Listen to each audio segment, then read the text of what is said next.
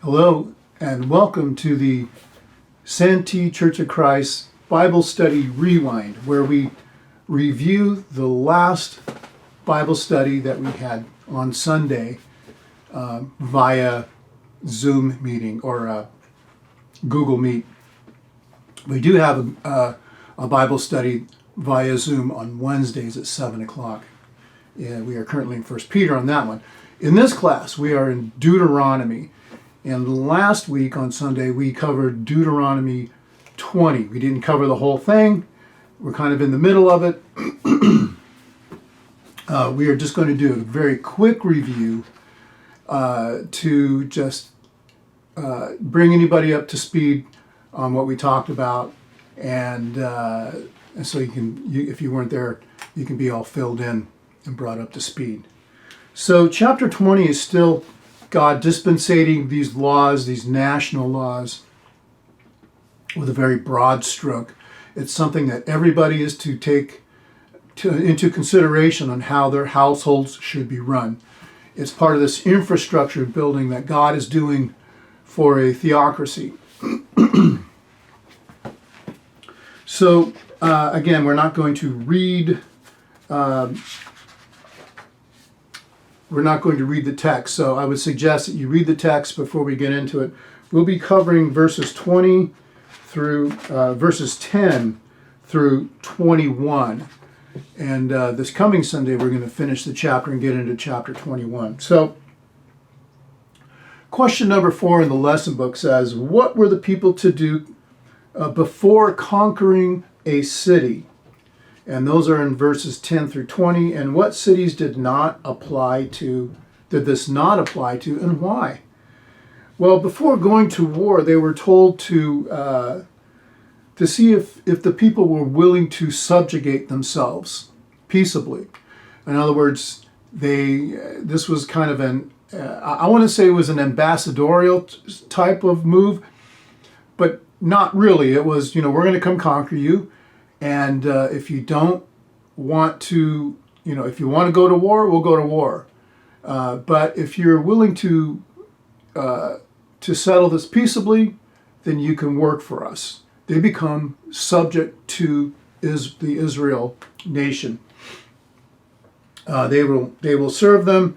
If they do not, then all of the males of that city were to be killed. Everyone and everything who is left is considered plundered property. This only applies to the cities outside the land God is giving them. Those cities inside the land were to be completely destroyed. And I don't know if this is an extension to the 7 nations that he was talking about, or if those 7 nations simply took up the entire land. I'm assuming that was the case. So those cities that were already in the land, God is telling them to completely destroy them. There's also this rule that when they go in to besiege a city, they're building equipment to besiege something. It wasn't uncommon for them to chop down trees and build some sort of bulwark or some sort of ramming device or some ladders to get into over a wall or something. They were not to cut down the fruit trees. It just makes sense. They were to leave the fruit trees standing. It just makes common sense. It's just a pragmatic thing. Why would you cut down fruit trees when that could be a source of food?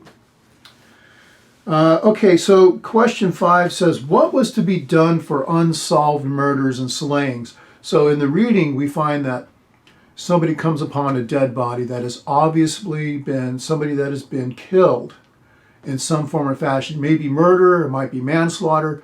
The issue is, they don't know what happened or who did it. So this was kind of a police action. First, this was not done to be, what was to happen was not to solve the murder, but rather it says, you shall put away the innocent blood from among you. So if somebody was found, you would see who what authority of jurisdiction is closest to this person. And you would go to that city and get some elders and some priests, and they would come investigate. We must remember God told Cain, the voice of the blood of your brother cries from me from the ground. So when an innocent person is murdered, that doesn't go, may go unnoticed to humans, but God hears it. And so this is what God is trying to address. There were specifics to how it was supposed to happen and by whom. Basically, those men would investigate. If they couldn't find out, they were to take a heifer, break its neck, and then offer it up to God, and basically say themselves, I did not spill this blood. So, so that there would be some sort of sacrifice for that unsolved death. They were to offer sacrifices for the atonement, for the offense. This gives us an insight to God's world. He cannot and will not ignore an injustice like this. He expects authorities to do and acknowledge the incident and its physical, spiritual impact. Other people just said this shows a complete judgment, and it also shows the concern that needs to be there for the blood that was shed, and it isn't just going ignored. This was an action of justice, whatever justice could be had for these cases. It was also noted that the neck of this animal was broken and the blood was not shed, which typically in other sacrifices there was a bleeding out that happened, and it cross references to the statements made by the authorities, which is, we did not spill blood in this instance. So they're at least addressing it, even though they may not solve it. Okay, that was a very interesting discussion. And then in verses 18 through 21, this is in chapter 21, as was the last one, chapter 21. What was to be done with a rebellious son? And what lessons do we learn? And this is really a tough one for a lot of people today to get their head around, because it talks about a son. If parents have a son who is so rebellious, and even after disciplining him, they can't control his behavior, they are to take him to the authorities.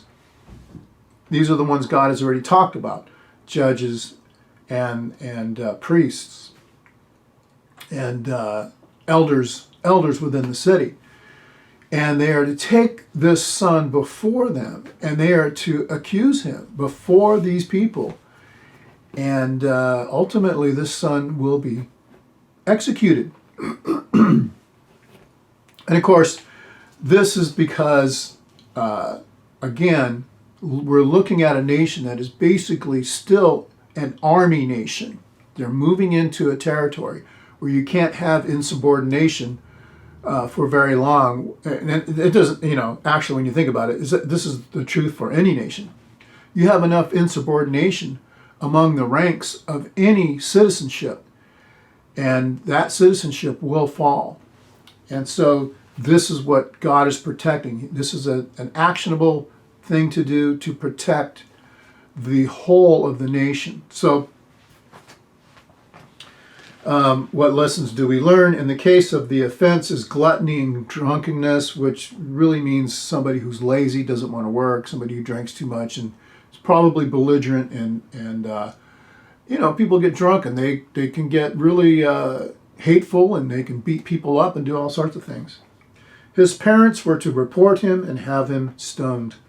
Ultimately, these rebellions are associated with disobedience towards authority, and idolatry is much the same way. This is why God wants to get rid of it. Disobedience to parents is not unlike idolatry, where someone decides to do what they want outside of God's paradigm or his rules. And in those cases, we see the same thing in chapters 13 and 17 with idolatry. This is a matter for execution. God is simply trying to retain the purity of the nation and give them all benefit to move forward in the land. This strict compliance reveals the level of importance for a unified effort. It is very much in keeping of a goal-oriented military force, which is what Israel was at that time nationally. Then I just added, what do we learn about gluttony? The word here could be interpreted lazy, amoral, somebody who just goes off and does whatever they want. And there's all kinds of trouble this person is getting into. This isn't just, this person made a mistake. This is somebody who continually practices evil against their family. Their lives are at stake. It's an existential threat against the family. We're talking about something that could cause their own death. And this is something that people don't understand. They just think that, a kid does something wrong, so they send him to the elders and have him stoned. That's not it.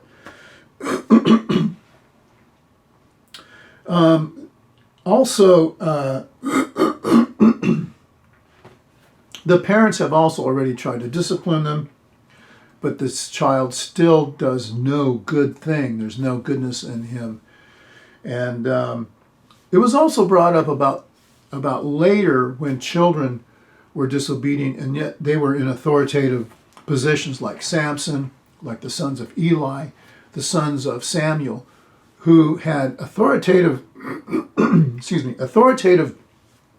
positions, but they were pretty rebellious. And so we see that even though this law was there, it wasn't always followed to the letter of the law. And that was a very good observation made, that over time it just kind of went by the wayside, and we find that these rebellious people actually became a problem for Israel. Okay, so that's all we covered, and next Sunday we're going to finish the chapter, and we're going to get into the next chapter, chapter 22. Now earlier I said we were in chapter 20. We got into chapter 21 as well, yes. But we will finish chapter 21. We're going to get into chapter 22, where it's a major division in this law giving, where the laws will be dealing with specific situations and what to do about them. It seems like these are specific situations, but it's on a very broad spectrum of anybody who has a son, right? That could be any family and every family. Later on, we're going to get into things where a law may not even apply to you because you're not a farmer. You don't have a cow, maybe, or you're not a woman, so it won't apply to you, or you're not a man in a certain situation. So we'll start in chapter 22 as well on Sunday. Thank you for listening. That was all we covered. There was a lot more that was in there. If you're interested, you can notify us through our Facebook, our YouTube, or our Church of Christ website, and we can include you into these classes. Hopefully this whole COVID thing will work itself out, and we'll be meeting again in our own building. Can't wait for that. Thank you. God bless you.